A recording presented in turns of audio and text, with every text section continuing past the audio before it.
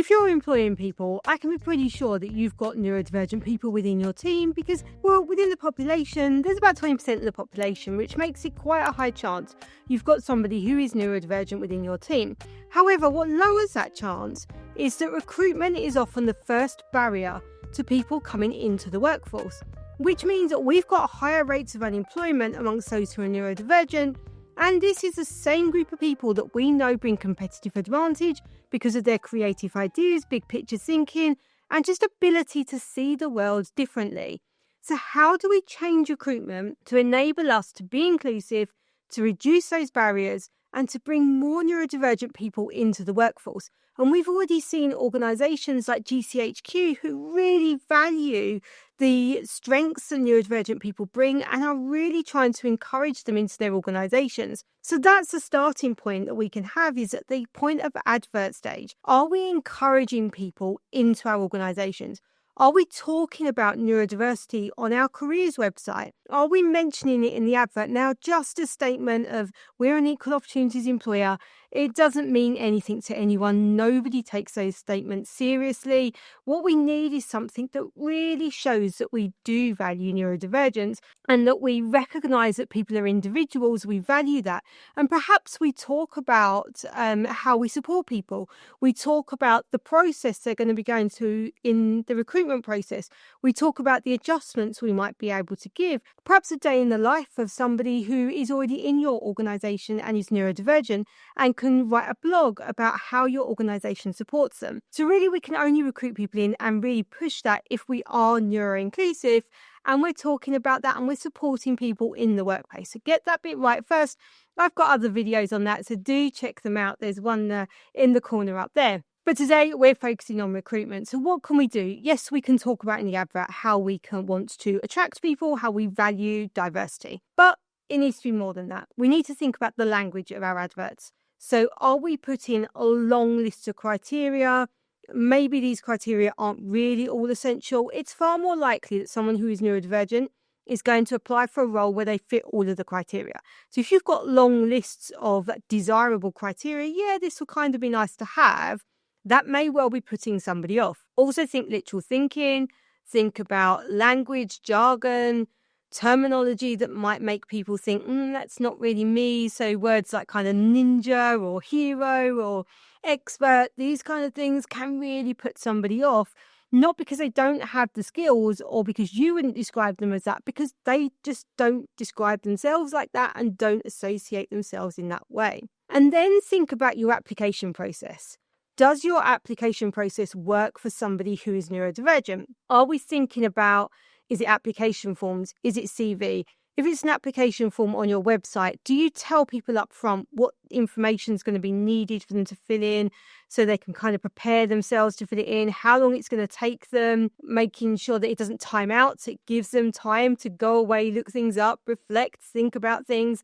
Are there spell checkers in your website, or are you expecting people to type this elsewhere, check the spelling and bring it in? Are you even judging spelling? Do we need to be judging spelling? Could we take examples of work? So people in the creative industries, for example, examples of work might be much more relevant than a CV. So think about what is it we're asking people for, and does this really fit, or are we just doing it because we think that's what recruitment should be? And we see this a lot when we move to the next stage of interviews, where interviews are set up based on, well, this is what we've always done, or what questions could we ask someone? And this is where we get these like random questions like, what animal would you be? Which make no sense to a lot of people who are neurodivergent and think very literally. I mean, I would struggle to answer that question, I'll be honest with you. So are we thinking about our interviews?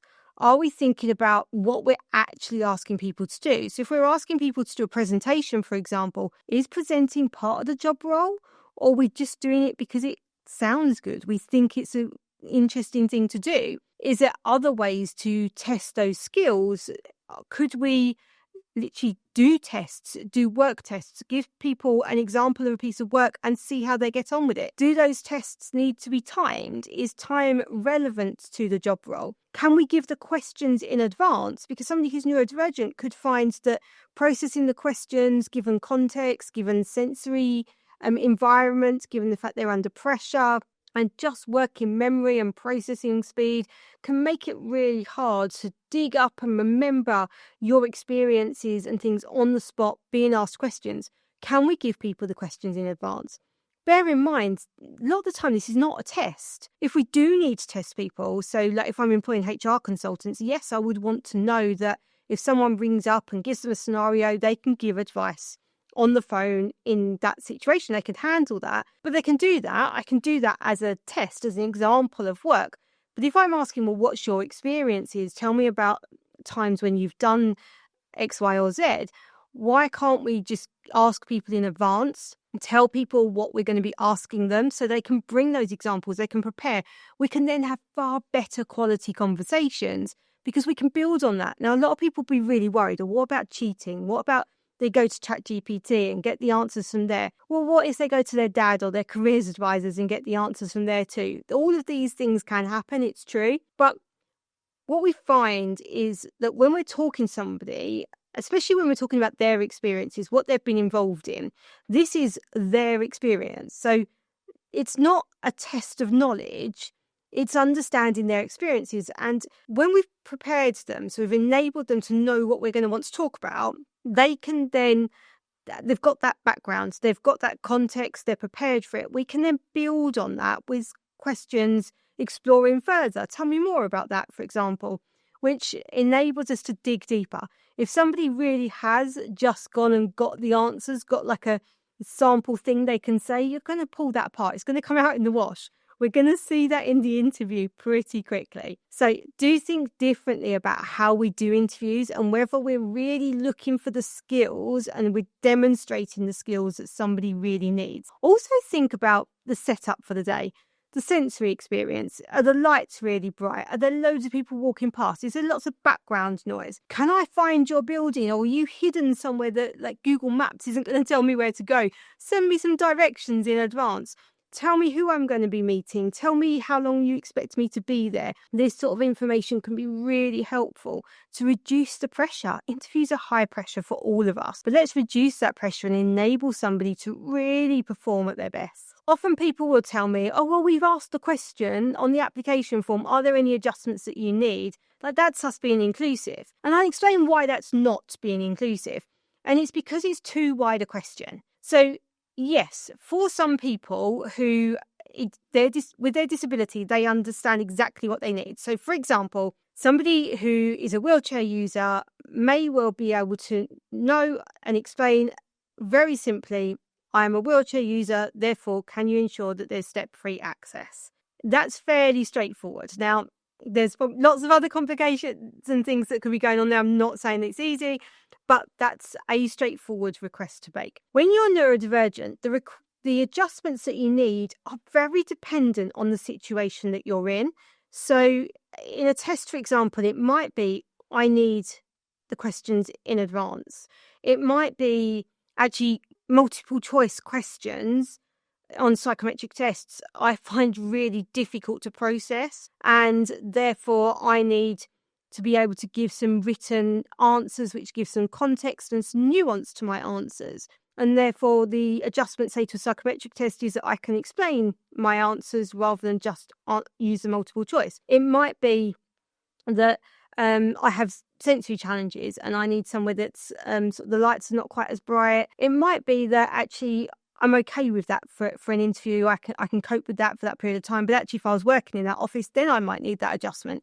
So there can be a lot of nuance to it. And if we tell people exactly what the process is and then say, would you need any adjustments to enable you to access this process? That's a much better question to ask, because then we can give a really specific answer. Yes, to do that test, I'm going to need these adjustments. It gives us something to hook an adjustments answer onto, which is much easier, because often with neurodivergence, the adjustments you need might look like a really long list, but actually they're small things in unique and individual situations. And that's where being inclusive matters. So when we are inclusive, we're looking to promote, talk about, share how we support people, making sure people feel like we can bring them into the environment.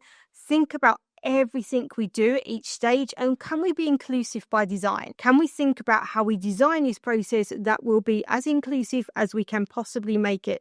And think not just about neurodivergence, but also physical disabilities as well. And think about how backgrounds, for example, think about gender differences. Gendered language in adverts is well known to influence who applies for job roles. Think about all these things to ensure that you've got a really inclusive recruitment process, and then ensure that you're also giving that support once people start as well.